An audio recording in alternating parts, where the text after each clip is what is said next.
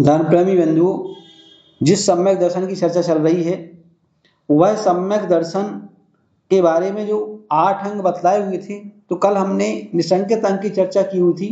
आज निकांक्षित अंग की चर्चा करते हैं।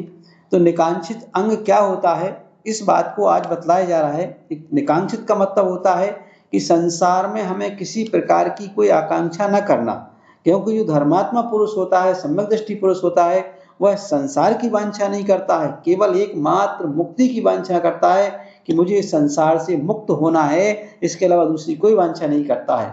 तो दूसरे नंबर का अंग बतलाया जा रहा है यहाँ पर, जिसका नाम है निकांक्षित अंग। कर्म परवशे शांति दुःखैरन्तरितोदये पाप बीजे सुखेनास्ता श्रद्धानाकांक्षणा स्मृता। क्या हुआ है कि इस सांसारिक सुख के बारे में विचार करता है कि कैसा होता है। तो उन्होंने कहा कर्म परवशी शांति का जो कर्म के अधीन है, फिर कहा जो अंत से सहित है, मतलब जिसका कभी न कभी समाप्त हो जाता है। हमें मनुष्य आयु मिली है, ये भी एक दिन समाप्त हो जाएगी।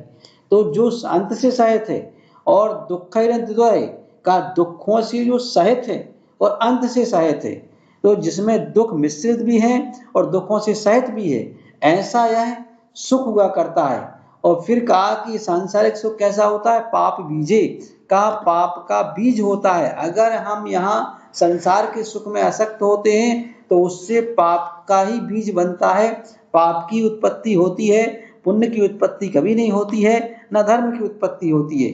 तो कहा ऐसे सुख में का जो धर्मात्मा पुरुष होते हैं वह कभी आकांक्षा नहीं रख सकते हैं, उनसे निराकांक्ष होते हैं। तो इसी का नाम निश्चित निकांक्षित अंग है। तो ऐसे उस निकांक्षित अंग को पालते हुए कि वह सांसारिक सुख की किसी प्रकार की आकांक्षा नहीं रखता है, उन सबसे परे होता है, ऐसा आचार्य समंतभद्र स्वामी महाराज ने ग्रंथ में कहा हुआ है। सम्यक दर्शन के 8 अंगों का विवेचन करते हुए ये बात बतलाई हुई है। अब इस कर्म के अधीन होने वाले सुख में का जो धर्मात्मा होता है वह विश्वास नहीं करता है, उसको ऐसा नहीं चाहता है कि मुझे इसकी प्राप्ति हो, वह चाहता है कि मुझे तो वो सुख मिले जो अतीन्द्रिय है। देखिए, सुख 2 प्रकार का होता है, एक इंद्रियजन और एक अतीन्द्रियजन। इंद्रियजन सुख संसार में प्राप्त होता है और अतीन्द्रियजन परमार्थ होता है। तो वह अतीन्द्रिय सुख की कामना करता है कि मुझे वह सुख मिले जो एक बार मिलने के बाद द्वारा कभी नष्ट ना हो, क्योंकि संसार का सुख एक बार प्राप्त हो जाने के बाद नियम से समाप्त होता है, वह कभी स्थायी नहीं रहता है। जब हमारी स्वयं की आयु समाप्त हो जाती है, पर्याय कहाँ से स्थायी रह पाएगा। तो ऐसे वह, तो इस सुख के बारे में बताया गया हुआ।